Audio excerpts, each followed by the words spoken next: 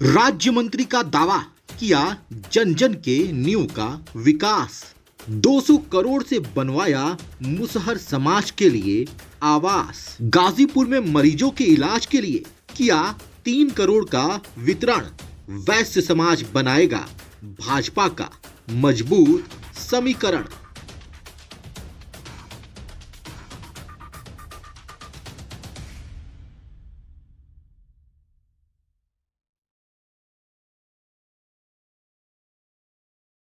नमस्कार, मैं हूं अभिनेंद्र और पहुंच चुका हूं गाजीपुर सदर विधानसभा क्षेत्र में।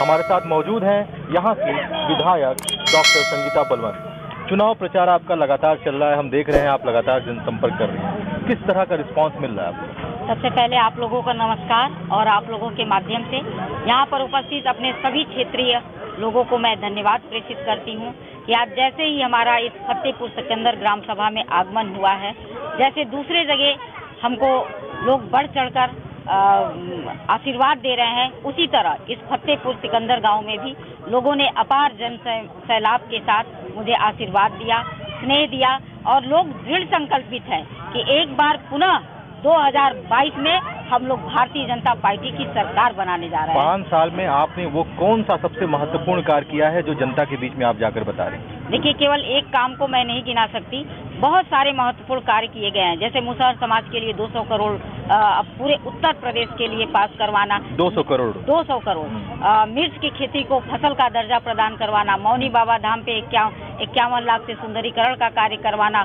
25 करोड़ के बजट से पुरैना कटान पर कार्य करवाना। रोडवेज बस नहीं चलती थी, रोडवेज बस का संचालन करवाना। इसके अलावा 32 डॉक्टरों को विभिन्न प्राथमिक स्वास्थ्य केंद्रों पर नियुक्त करवाना। बहरीसाल सुल्तानपुर में एक प्राथमिक से स्वास्थ्य केंद्र खुलवाना। इस तरह से तमाम ऐसे कार्य किए गए हैं जो सदर विधानसभा के लिए कार्य की चर्चा कर रही थी, आपका मैं भाषण सुन रहा था। मुख्यमंत्री राहत कोष क्या है, इसमें किस तरह से मदद हुई है? देखिए, मुख्यमंत्री विवेकाधीन एक ऐसा कोष है जिसमें कैंसर इत्यादि जो भी गंभीर रोग होते हैं उसके लिए विधायक अपने पैड पे लिखता है, मैं लिखती हूँ और मुख्यमंत्री जी से उसके लिए पैरवी करके अति शीघ्र अपने लोगों को इलाज के लिए पैसा दिलवाती हूँ। किसी को 2 लाख, किसी को 4 लाख, किसी को 5 लाख, जैसा एस्टिमेट रहता है उसको मैं दिलवाती हूँ। और मैं आपको बता दूं कि मुझसे पूर्व विधायकों ने इस मुख्यमंत्री विवेकाधीन कोष पर कोई रुचि नहीं जताई, उनको इसमें कोई रुचि नहीं थी,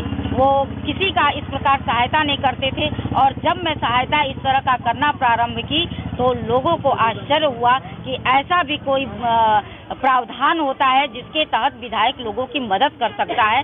और कोई 12 बजे रात को भी आया हो, किसी भी जाति धर्म का आया हो और केवल मेरे क्षेत्र से नहीं, उत्तर प्रदेश में से कहीं से भी आया हो, तो मैंने उसे पैसे की मदद करवाने का कार्य किया है।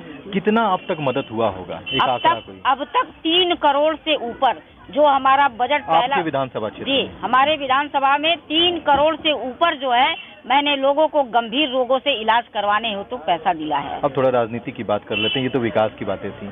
ये राजनीति यह है कि कहा जाता है कि वैश्य समाज का पारंपरिक वोट बैंक जो है भारतीय जनता पार्टी का होता है, लेकिन यहाँ समाजवादी पार्टी ने वैश्य समाज से ही प्रत्याशी उतार दिया।